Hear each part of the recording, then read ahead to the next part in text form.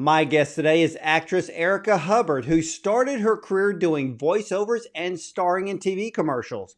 But then, after graduating, Erica already had her own television show on WPWR, a UPN affiliate in Chicago. But before Erica's third season was aired, she received a regional Emmy and earned a Service to America award from the National Association of Broadcasters. This was a result of hosting the children teen show Up and Running. Now, Erica has had roles in feature films distributed by Paramount, 20th Century Fox, and others, and she has starred in television shows on various networks such as CBS and NBC, even MTV and the WB.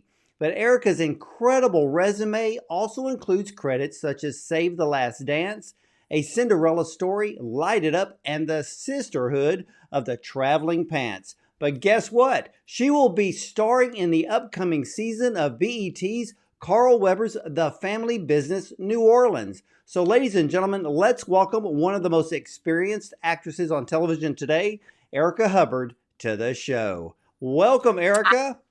Hi. Thank you for having me on the show. And Yeah. thank you. Beautiful introduction.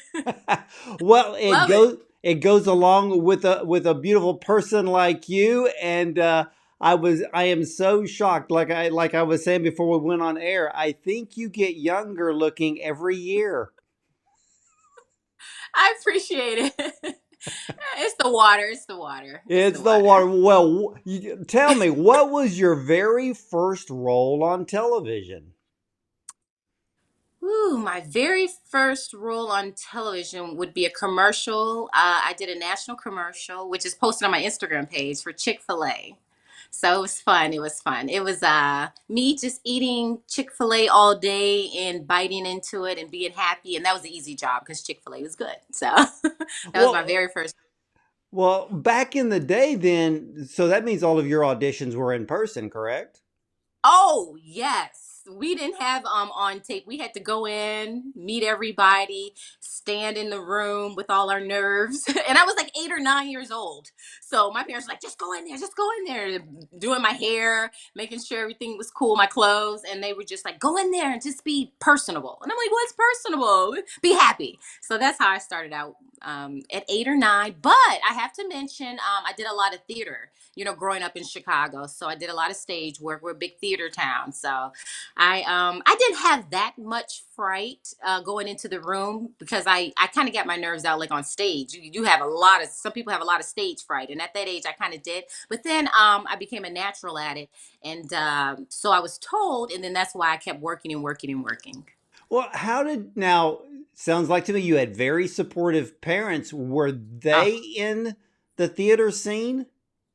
No, no, my dad is just he's just my biggest advocate, and I'm a daddy's girl. So even to this day, before I get on the interview, he's like, "Are you ready? You okay? All right, good luck. Break a leg." I'm like, "Okay, dad." So I just have a very supportive dad, and I'm just gonna say what it is. He's a stage parent, so I have a stage parent for a dad, and so he's always been like, cheerleading me on. Well, I guess that your parents actually saw that you already had star qualities. So, how did being 8 or 9, um, how did you get into, entertainment at such a very young age? Ooh, well, my I started going back before I did television and film. I did modeling. So I was doing modeling for a lot of different stores, and my dad had a best friend that handled the clothes that goes to the models, and he's like, okay, she's booking, we're just booking her, but she's not repped. We need an agent for her, and you guys want to take this serious. And so I was like, yeah, why not? And my dad was like, yeah. So I signed up with an agent, and I was with Ford Models for a long time. I ended up booking Clean and Clear campaign. I booked the Hallmark campaign. I booked I was the Noxzema girl. So I started doing the modeling thing. And then that got me into the commercial world. And then the commercial world got me into the TV and film world. That's what when I saw your resume, I saw that you were a Noxzema girl. most people Yes. won't even remember what Noxema is, but I still remember it's, the commercials were like putting the white circle foam on your face. And I remember that to this day. So I think that is so cool. So if you already had an agent and you went to school and the teacher asked you to do something, did you just say, well, you need to talk to my agent? No, no, I didn't say that. I may have thought that, but I didn't say it. I didn't say it, but I thought that. Well, Yeah. I love that. Well, you had now, I was also surprised that you had your own TV show after graduating college, which that aired on WPWR in Chicago. How many seasons was your show? Woo, the show went on for like maybe 3 or 4 years. So I hosted the kids show in Chicago, which was fun. It was so much fun. I actually got that opportunity because I saw a post at my college. So I went to Columbia College in Chicago, and I was in the theater department because I trained there in the theater department under Sheldon Patinkin. He was the chair, and I saw this post on the bulletin. I was like, huh, host? Hmm. And so I took a back then a taxi cab down to the studio and just auditioned for them. And lo and behold, I ended up booking the part. So I did that for about about 4 years. About 4 years, I want to say. So What is so interesting about that is, we all know that Oprah, she started, when she got into hosting a television show, it was Chicago. And that was yes. even before it was even syndicated, across the country. Um, did you have any thoughts of your career going that route? Um, I mean, big fan of Oprah. Huge fan of Oprah. I did an Oprah commercial here in Chicago, and I didn't have any thoughts of it going anywhere. I just had fun where what I was doing, and I think my career I've had the longevity in my career because I always have fun. What's the good of doing something if you're not having fun doing it? So I just love the business. I'm passionate about it, and I think people see that in my work, and then it kind of, catapults into the next opportunity. Well, you've been in feature films. You've been in multiple different television series uh, for quite a while now, and even before the pandemic, during the pandemic, and even after. For you, what changes have you seen over those years when it comes to going through the whole casting process? I think the industry is more open to see more people. Before, it was a tight circle. They would hardly let you in. It was hard to get an agent. It was hard for casting to see you. Producers didn't want to see you unless you had a bunch of credits. You had to be unionized. All of that has changed. So it's more opportunities for people with less experience to get in the door and book. So I'm working with all different levels and meeting all different levels of actors, which is cool. It's really cool. I've worked with some people that are so happy to get their foot in the door. You could just, feel the passion from them. And then I work with top notch people. Like, I'm still not over the fact that I was in Aquila and the Bee. People were, you're in Aquila and the Bee. I was like, I was? Oh, I was. Oh, I'm still not over that because that audition process back then, I had to go in like 2 or 3 times, maybe 3 times. And so, just meeting Lawrence Fishburne and Angela Bassett. Oh my gosh. It's still a dream come true to me. So I'm just happy, just to work with all these talented people that I've worked with over the years. And including, let's say, Chadwick, rest in peace. I always like to mention him in the interviews because he helped me out a lot on Lincoln Heights. I mean, sitting next to him while he was performing, it's one of the best training a thespian can have. And so I was just in awe of his work and his talent. So rest in peace to him. But just being also Lincoln Heights, Russell Hornsby, just for 4 years looking at his work and being in the same room as him and Richard Roundtree is just all of it's a dream come true. Uh, Going back to Columbia College, they prepped me to be in those rooms with different techniques. And so a lot of people ask me what techniques, and I always say, everybody has their own particular techniques they use on camera, to each his own, but I like to put them all together, and use about 4 or 5. So I just think it keeps the characters bright and fun. And I think nothing is the same with my characters because I'm using different techniques for different roles. Well, yeah, and at the same time, for you walking in there doing something like that, it shows them that you have a wider range and you're a bit more of the full package compared to some of those that come in there with only one element, maybe two Yeah. elements. Maybe they don't have the experience because you have a lot of experience, and you know now that even if it's in person, you probably know now how to read the room. I do. I can read the room, and then I can also tell what technique an actor's using, or if they are using a technique. And then also just pull them along. In school, they teach you about pulling an actor or actress, which I think is so important. People don't talk about it. They just think it's my lines. I just say my lines. No, sometimes the person, the moments aren't there and the beats aren't there. So you got to kind of pull them, it's like a rhythm. And so it's like a little game you play with them. They don't know you're doing it, but it makes the scene so much better. Well, let me ask you this, because you're talking about pulling out these elements. You're talking about, Yeah. knowing the beats. How Yes. does that work between doing an in-person audition, which is pretty much like a one-shot deal, versus sitting there filming yourself for a self-tape, which you could end up doing 10 takes until you're like, yeah, I like that one better before you send it in? Great question. A phenomenal question.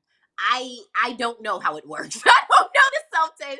I'm old fashioned where I go in the room, we connect, and they say you booked the job. So I mean I just like meeting the director and the producers, which are starting to open it up now again. And that's exciting. Where or you can get on a phone call with them if they're in a different country and you guys are talking about the character. So I get a lot of opportunities like that, just like let's just meetings. Let's talk about the character and where you see the character. But the taping thing, oh my gosh, that is still hard. You just don't know. You really don't know. Well, So with a self-tape, and let's just yeah. say focused on you. When you Hmm. do a self tape, are you only the one in the room, or do you have somebody to maybe play the other part, or Oh yeah. maybe be someone where it's like being a performer in theater that plays off the audience? Do you do it Yes. that way, or is it just strictly by yourself? No, no, you have a reader with you. So your reader, you guys bounce off of each other. And the good thing about the self tapes is you could do it as many times as you like. Where the old fashioned days, you couldn't do that. You had one shot. Let's go. Oh, you got it, or you didn't get it. The pressure. But now the self tapes, you could do it 100 times or many times as you want. Fix your hair, do the shoulder, do this, and do whatever you want, and they don't know. And and then what I you can have people look over it over your work, and then they can pick it out for you. So it's just self tape is much easier. But I mean a lot of times people are troubled with that self tape thing, and I can see why. I mean, because sometimes you don't know which is a good take. You can't send them 4 or 5 takes if for one scene. The most maybe two. So sometimes it's like which one's good, which one's not. So it's just you just see what happens and cross your fingers with that. Yeah, and I've talked to other seasoned actors like yourself. A lot of them still lean towards liking the in person. Yes. A very few like the self tape because I think for those that are really confident in person, for those that are like, not sure, maybe they have that little tiny bit of insecurity, I think they lean on the self tape. And I think now for a lot of actors, do you feel that it could be a tiny little crutch for some? It could, depending, like you said, just I think depending on the level of experience that the person has, the time crutch. Because you know what? Some people have a knack for it, and some people have to like just keep doing it over and over and over and over and over. Um, as far as me, I just kind of just put it out there. I play so many different characters. I mean, I've played the homeless girl, the prostitute, a lesbian, the doctor, the shy girl, the girlfriend, the wife. I don't really have apprehension when it's dealing with that because it's more than likely it's a character that I've already portrayed, and I can kind of like remember what I did before and take a little bit of that character and put it into this character. So the one good thing that I have to mention is that now I'm playing a character, a card reader, a tarot card reader.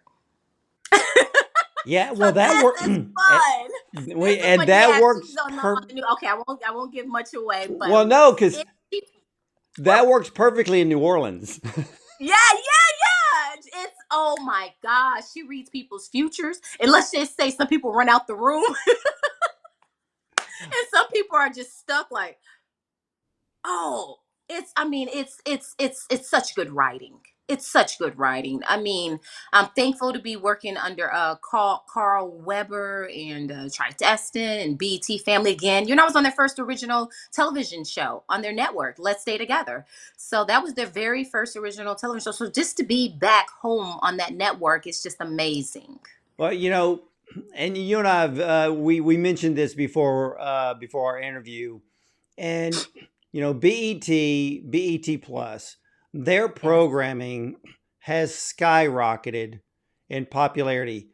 Extremely high quality shows, stellar casting across the spectrum of their network. For you, how did that role on the family business New Orleans come to you? Well, just being in the business for so long, 30 plus years. Did you hear how many years? Okay, so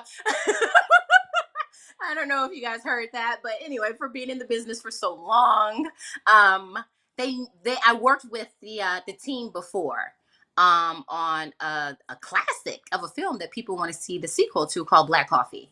So I worked with the team, and they remember my work from there, and they're like, "We got something for you." So I was like, "I'm ready," and I'm back again with friends. They're not just people I work with; they're friends. So I'm elated.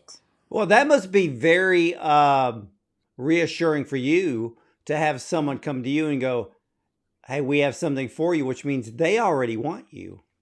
Yeah. In all humility, I'm grateful. I get a lot of my opportunities because people have worked with me before. The Christmas film I did, the wedding film I did, the other film. This is it's just people, just friends and people knowing my work. So I'm appreciative of everybody that calls me and Well, says I have something. you have a perfect personality for comedy. Oh, thank you. Thank you. To me, you wouldn't even have to try. Oh, I appreciate it. Oh, I appreciate it.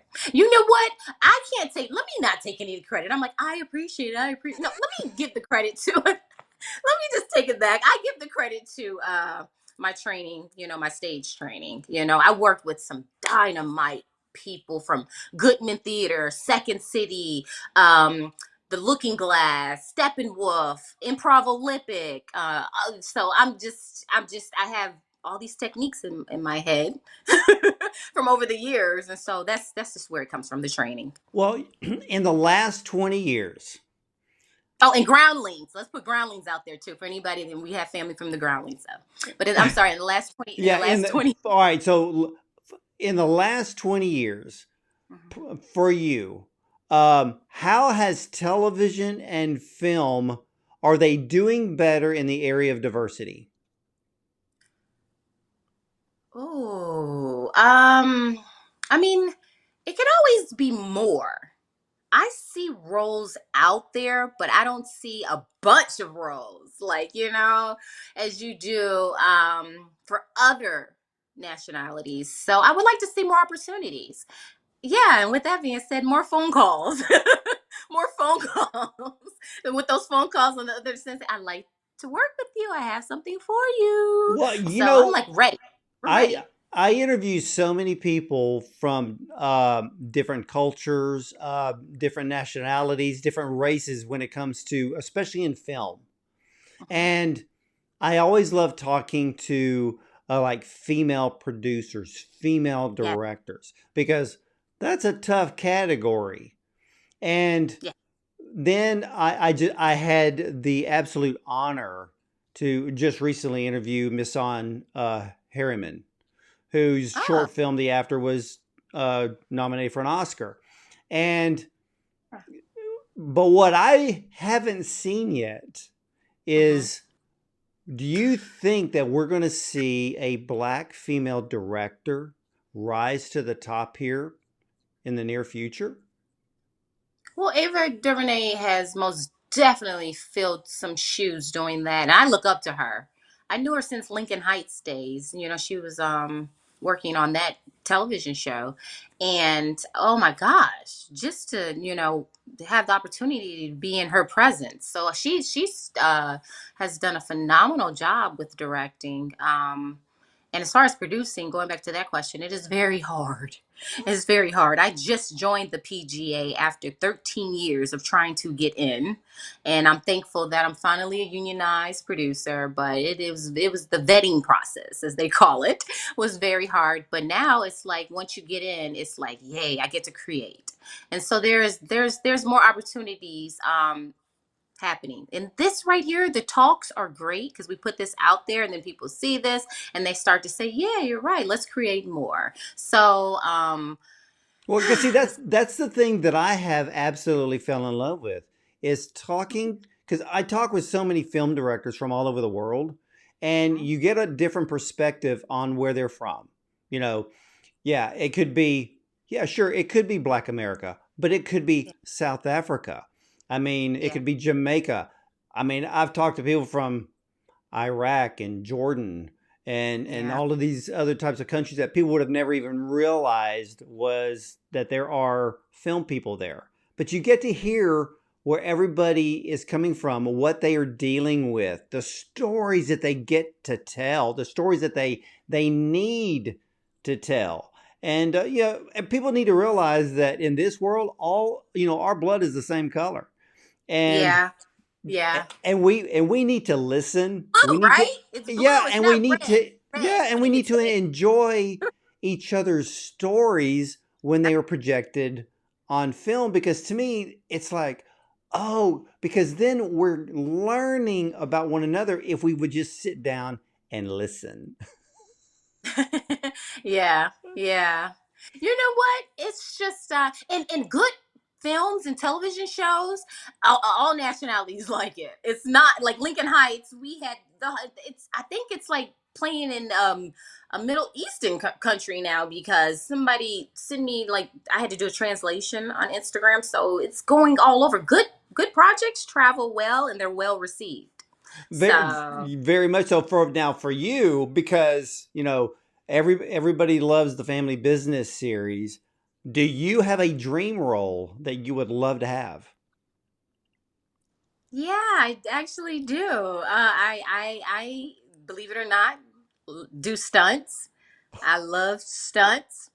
So with that being said, I would most definitely like to be what is it? A something woman. I don't want to say what it is, but it's like a woman. If they reprise that role, I'm here for it. I've been working out and I'm ready. I'm determined. I'm focused. Tunnel vision. Let's go. Let's do it. So Well, stunts. you could be a Bond girl. You could be It. in Mission Impossible. Um, Yeah. the thing was so funny, and then they've already chosen the next James Bond, Uh-huh. and I was the one going, but I want Idris Elba. Because Idris Elba stays working. He is just a dynamite of a person. And his work is always just like perfect. Perfect. So, oh my gosh, just to start opposite of him, let me put that out there in the atmosphere and manifest that. I would love to work with him. which actor or actress ever made you nervous when you met them for the first time? Lawrence Fishburne. Just a bit, because oh my gosh, he was working when he was like 13 or something or 14, and I've seen all his work. He's incredible, and his presence is so demanding. When actors, thespians, if you guys know what that is, it's so to be in front of him. And I had to ad lib. I had to improv. I ad lib for maybe I was like, I want this role. I'm gonna have to just for like 15 minutes straight. And they were like, okay, okay, okay, okay, okay. And I was like, did I get the part? Did I get the part? But on that, it's they take you off book because I think they just want to see how you can really delve into the character, and can you add more to the character and become the character? Are you the character? And so when you get to that level, and him looking at me, I was like, but then I got to work with Curtis Armstrong. Oh my gosh, he was in Revenge of the Nerds. So it was some heavy hitters in there, and just as a dream come true. But also, I mean, a lot of times, just working next to Blake Lively and Hilary Duff, like, early on in my career, I was in awe of their work. I grew up watching them. I mean, it's Lizzie McGuire, and it's just like, so their dedication to the arts is phenomenal, just the Well, dedication. for you, if you could pick three leading men to star with, who would they be? Oh, wow. Okay, okay. Oh, here we go. This is a good question. Okay, my mind's racing now. Okay, so people who I respect in the craft, if I can work with three people, Bradley Cooper, Don Cheadle, and Denzel Washington. Can I add a fourth one in there? Can I add a Sure. fourth one? Michael B. Jordan. Okay. Boy, that's a very high end class because I watched Maestro, so I know Bradley Cooper can bring it. And Yeah. Michael B. Jordan, to me, it's almost like a lot of his roles are almost effortless. Where Yeah. now, of course, you brought up Chadwick earlier, and if Chadwick was still with us today, he would be the force to be reckoned with. I Yeah. mean, he would be at the very top. I mean, he would Yeah. literally be standing toe to toe and equal with Denzel. Yeah. Yeah. He most definitely would have got an Academy Award. So he most definitely would have had that, received that, So he in our 20s, he was already so dedicated to the craft. We're 20s. Hey, hi. Up. He'd be like, "Are you ready? Stay ready. Are you ready? Let's get ready." And I'm like, and he just was like on it. And he forced people to level up with him. So that's the one great thing of being in his presence is he brought excellence out of people. And see that to me makes a great actor where it's not just about them, it's also making the people around them even better. Yeah. He really did. He really cared about the scene and the performances, and just making everything flow. And I think he's just a true thespian. You can tell when people are thespians and they really care about the craft.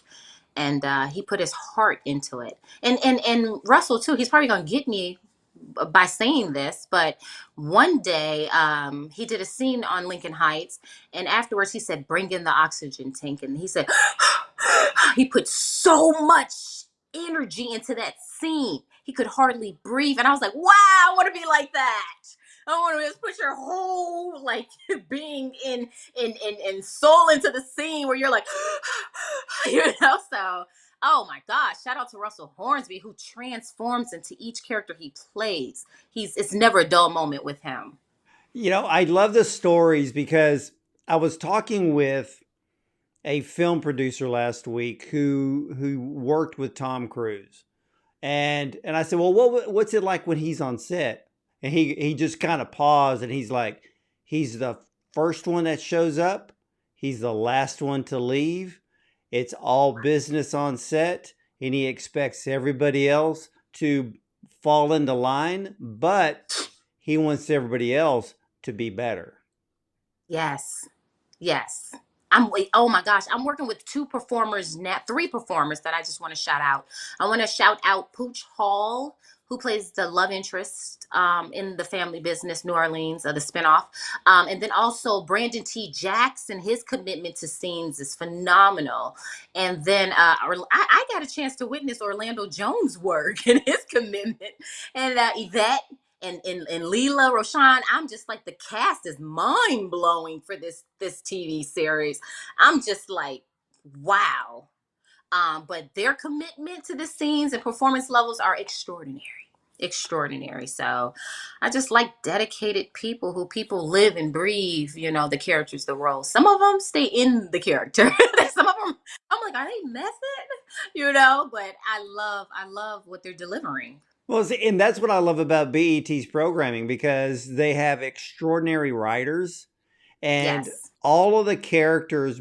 I mean, they bring their A game to the table. But I've also wanted to ask you too because uh, are there any leading ladies out there or are actresses that intimidate you? Tilda Swinton. I've never met her, but her work intimidates me if I was to meet her. Glenn Close. I study her work very close. Glenn Close. Oh my gosh. Brilliance. Meryl Streep, brilliance. Viola Davis, brilliance. So a lot of the experienced performers. I study Hillary Swank. I study a lot of stuff, experience, well experienced performers. And woo, Boy, they're when you working. said when you I'm said a Swinton, I agree Tilda. with you there. God, I love her. I love you. If she sees this, I love her performances. She's And intense. yeah, I Oh, would just, gosh, what, just almost like Sally Field, more like Sally Fields too. Just her performances too. Shirley MacLaine. Can I say that? I just want to say her name, just to say her name. I don't think she gets enough credit. Shirley MacLaine. Oh my I gosh, agree. I Shirley agree. I MacLaine. agree with you there. I don't think Woo! Shirley gets as much credit as she deserves. I mean, she's Oh almost what 90 now. yes. If we could just have a special about her, because the amount that of energy she exudes in her performances, where does she go? She's out. She's not even in her own body. It's like an outer body experience for her. And her work is just so mesmerizing. So the greats. I shout out to the greats and Angela Bassett, who just won her Oscar. So I was excited about that for her. Very, very much so. Now, for you, what new projects do you have coming up this year Ooh, besides the Family yes. Business New Orleans? People are overlooking it because they don't think it's me. I transform into this character. Yeah. So I play a lesbian, and she's a mayor of a town. Yeah, it's totally different from Ernestine on the family business. But I was thank you for Mark Harris for allowing me the opportunity to transform into this character. And it's a drama. And he's posted it on his page, and people are not even thinking it's me. I posted it on the page. And the performance, I changed it. The voice has changed, the body language changed, the wardrobe's changed, my face has changed, the hair has changed. So I tried to be as much of a chameleon as I could for this role.